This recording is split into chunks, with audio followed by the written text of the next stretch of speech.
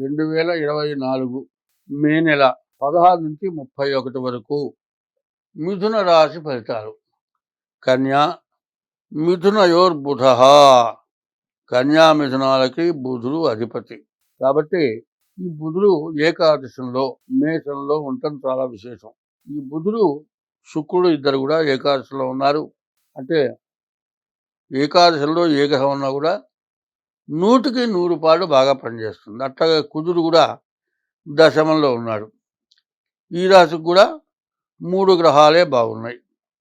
తర్వాత ఈ రాశి వాళ్ళు, ఈ మిథున రాశి వాళ్ళ యొక్క ఫలితం ఏమిటి అని చూద్దాం. ముందు ఈ మిథున రాశికి బుధ శుక్రులు బాగుంటాం, వ్యాపారం చాలా బాగుంటుంది.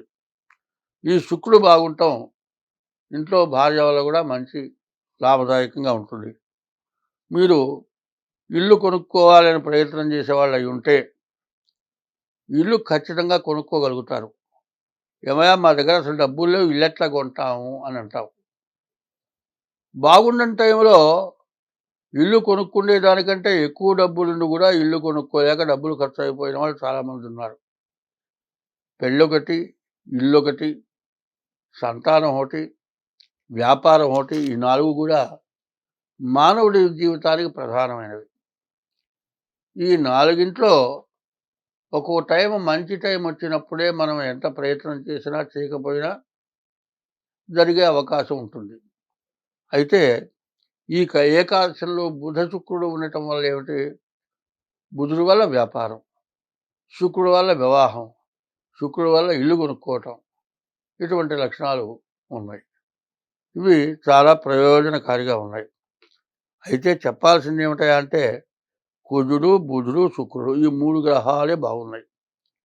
కుజుడు ఆరోగ్యకారకుడు, భూమి కొనుక్కుంటారని వస్తాడు. శుక్రుడు వల్ల వివాహాది శుభకార్యాలు, బుధుడు వల్ల వ్యాపారం, ఇవన్నీ కూడా బాగా కలిసి వచ్చేటువంటి లక్షణాలు ఉన్నాయి. అయితే ఎట్లా ఉంటుంది అంటే కాటా పెట్టామండి, కిలో రాయి వేసాము. కిలో రాయికి తగ్గట్టుగానే మనకు తూకం రావాలి. ఈ కిలో రాయికి సరిగ్గా తూకం రావాలి అంటే మరి ఆ సరిపోయేటువంటి వస్తువు ఉండాలి. అదే దోసకాయలు అనుకుందాం, కిలో కంటే ఎక్కువన్నా వస్తాయి, లేకపోతే అసలు తక్కువన్నా వస్తాయి. సమానంగా రావటం జరగదు. ఎందుకంటే వాటి శాల్తీల యొక్క సైజు పెచ్చన్నా ఉంటుంది, పూర్తిగా తక్కువనా ఉంటుంది. సరిగ్గా ఉండాలంటే ఆ దోసకాయ కట్ చేసామన్నా, సగం ముక్క చేసామన్నా అమ్ముతాడా? అమ్మడు కదా, కాయ ఇస్తాడు. తూకం వేస్తే కిలో ఉండొచ్చు, లేకపోతే 30 కిలోనే ఉండొచ్చు. అట్లా కరెక్ట్గా మనకు కిలో రావాలంటే రాదు. అదేవిధంగా మనకు ఉపమానం నేను చెప్పింది.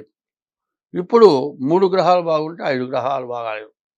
ఈ 5 గ్రహాల స్వభావం ఏంటి? శని, రాహు, రవి, గురువు, కేతువు, ఈ గ్రహాలు బాగాలేవు. కాబట్టి ఈ గ్రహాల శాంతి చేసుకోవాలి. మీకు అందరికీ కూడా నేను ప్రత్యేకించి విశేషించి చెబుతున్న విషయం ఒకటి ఉంటుంది. ఏమిటి?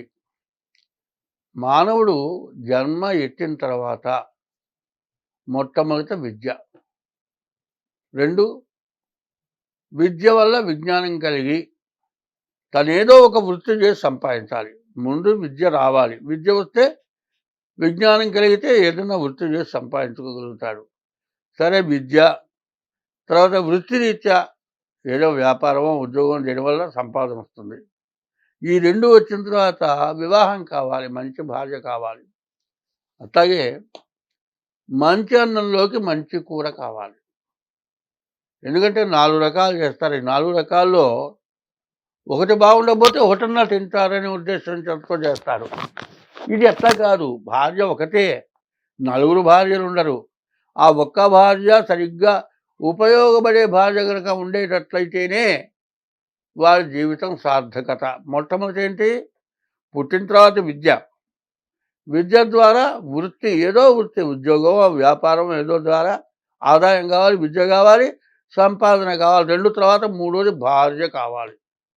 ఈ భార్య మనకు కార్యేషు దాసి, చేసే పనులలో దాసిలాగా పనిచేయాలి.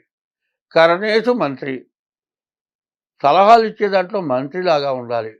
భోజ్యేషు మాత, అన్నం పెట్టేటప్పుడు తల్లిలాగా ఉండాలి. శయనేషు రంభ. భర్తతో సుఖించడానికి రంభలాగా ఉండాలి. షట్కర్మయుక్త 6 రకాల కర్మలు, 6 రకాల స్వభావాలు ఉండాలి. కుల ధర్మ పత్ని అన్నటువంటి భార్య కావాలి. ఇప్పుడు అందరికేమిటి, విద్య ఉంది, ఉద్యోగం ఉంది, వ్యాపారం ఉంది, తగినంత సంపాదన ఉంది. ఇప్పుడు ప్రతివాడికి వస్తున్న సమస్య ఏంటంటే తగిన భార్య రాకపోవటం. ఇంత ఉండి పెళ్లి కాక 40 ఏళ్ళు 50 ఏళ్ళు వచ్చి పెళ్లి కాని వాళ్ళు ఉన్నారు. ఇంత ఒకవేళ పెళ్ళైతే భార్యకి భర్తకి పడకపోవటం, జీవితం మొత్తం నరకం. కాదయా కోర్టుకి ఎక్కటం, విడాకులు తీసుకోవటానికి అవకాశం రాకపోవటం, విడాకుల్లో వివాహం కాదు. ఇటువంటి సమస్యలు బాగా ఎక్కువగా వస్తున్నాయి. ఇవి ఎందుకు వస్తున్నాయి అనేది మీరు ఆలోచించట్లే. మొదటిది విద్య. విద్య అంటే ఏదైనా విద్యే, చేతి పనైనా విద్యే.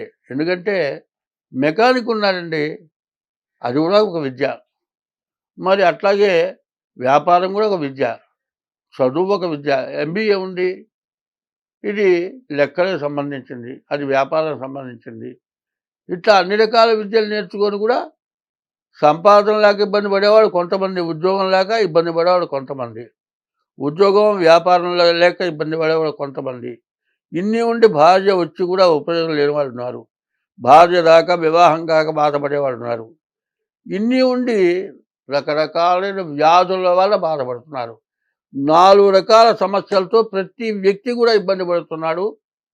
అది ఎందుకు పడుతున్నారో ఎవరికీ అర్థం కావట్లేదు. ఇది ఎందువల్ల వస్తుంది, ఎవరికి వాళ్ళు ఆలోచిస్తున్నారు.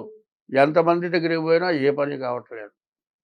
ఎందుకంటే జ్యోతిష్యం అనే దానికి అర్థం ఏంటంటే, మొదటి నుంచి నేను చెప్పబోయేది అదే. మనిషికి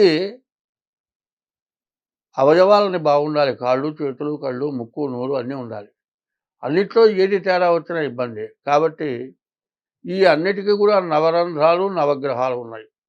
ఈ నవగ్రహాల్లో ఏ గ్రహం పనిచేయకపోయినా సమస్యే.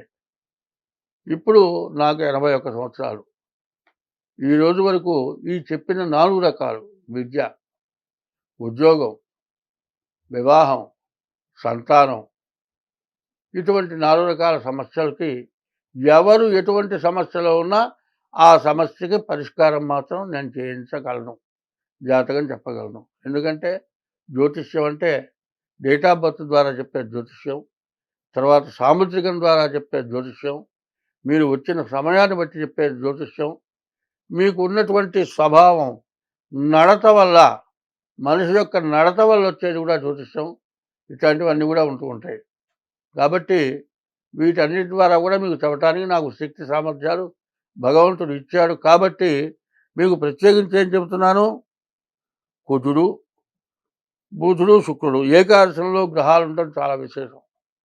అయితే 3 గ్రహాల్లో 5 గ్రహాలు బాగాలేవు. ఈ 5 గ్రహాలు ఏమిటి, శని, కుజుడు, రవి, గురువు, కేతువు. ఈ గ్రహాలు బాగుండకపోవటం వల్ల మీకు చాలా ఇబ్బందులు కలిగే లక్షణాలు ఉన్నాయి. కాబట్టి శనికి 19,000 జపం, కుజుడికి 7,000 జపం, రవికి 6,000 జపం, గురువుకు 16,000 జపం, కేతుకు 7,000 జపం చేయించుకొని నల్ల నువ్వులు, కండులు, గోధుమలు, శనగలు, ఉలవలు ఇవి దానాలు ఇచ్చుకోవాలి. ఇంకా మీకు ఎటువంటి సమస్య ఉన్నా సరే మీకు జ్యోతిష్యం రీత్యా మీకున్న దోషాన్ని వివరించి చెప్పి ఆ దోషానికి పరిహారం కూడా చేయించేటువంటి స్థితి మా దగ్గర ఉంది. కాబట్టి మీకు ఎటువంటి సమస్య ఉన్నా సంప్రదించవలసిందిగా కోరుతూ ఉన్నాను. ఈ మిథున రాశికి చెప్పాలంటే 100కి 40 వంతులు బాగుంది, 60 వంతులు బాగాలేదు. కాబట్టి మీ జాతకాన్ని పరిశీలించుకోవడం చాలా అవసరం. స్వస్తి.